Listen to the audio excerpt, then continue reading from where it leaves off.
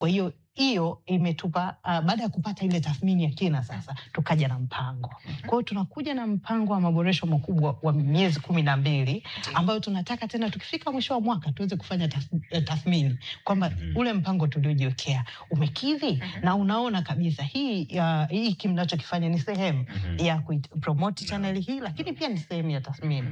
Tumeona wadau wakielezea, Watanzania wenyewe wamekiri kwamba channel wanaiona, maana yake ina matokeo chanya kabisa makubwa. Anuari, ni kweli kabisa. Kwa hiyo hapa hatuna shaka kabisa kwamba Watanzania tumewafikia na umeendelea kujifunza. Tumeona wanafunzi wamekiri Safari Channel kazi iliyoifanya kwa kipindi chote hicho hadi sasa. Kwa hiyo ombwe ambalo tulilipata baada ya tathmini ni kimataifa.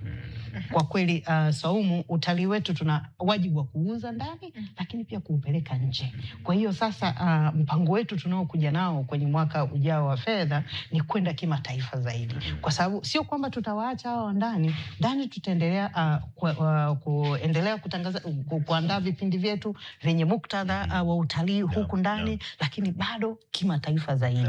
Na hiyo tumejiwekea 50%, ongezeko la 50% wanaotufuatilia kwenye mitandao yetu mbalimbali. Kwa hapo unakuta sasa, kimataifa tunawafikiaje? Teknolojia inakuja, mafunzo kwa wahariri wetu sasa, kwa sababu ya kubadilisha hadhira ambayo tunaiendea. Kwa hiyo kutakuwa na mafunzo ya kina kabisa kwa wataalamu kutoka sehemu mbalimbali. Saumu, niseme tu tulishiriki hata kwenye mkutano ule wa Asian Pacific kwenda kujifunza wenzetu wanafanya nini. Tukaona kule kuna utalii mpana sana ambao unaofanya kwenye ile nchi ya Maldives, underwater, kwa sababu nchi yao 90% ni maji. Kwa unaona hata vifaa kwao, yani jinsi wanavyocheza na hiyo, hata jinsi wanavyofanya elimu ya hizi climatic change, kwa sababu Safari Channel ina wajibu mpana pamoja na kuelimisha, pamoja na kupeleka utalii, lakini pia kuna dhima la elimu tunalipeleka.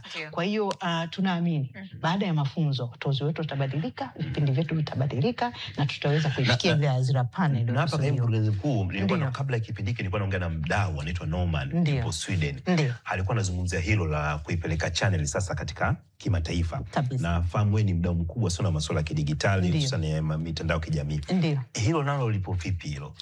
Ndio hicho nilichosema, kwa sababu ombwe tuliloliona Morogoro ni channel sasa kutoka nchini kwenda kimataifa zaidi. Na hiyo ndio maana nikasema Anuari, kitakachofuata unavyoenda kimataifa, hata maudhui yako lazima yabadilike.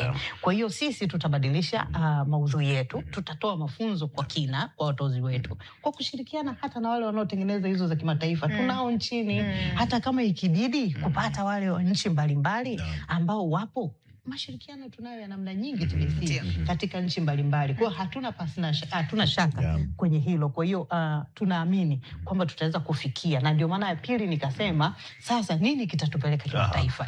Ni kutumia mifumo ambayo ipo ya satellite. Tuna mifumo ya satellite inafika nchi mbalimbali, lakini pia tuna mifumo ya kidijiti. Sasa ndio hiyo website zetu zina reflect kimataifa kweli?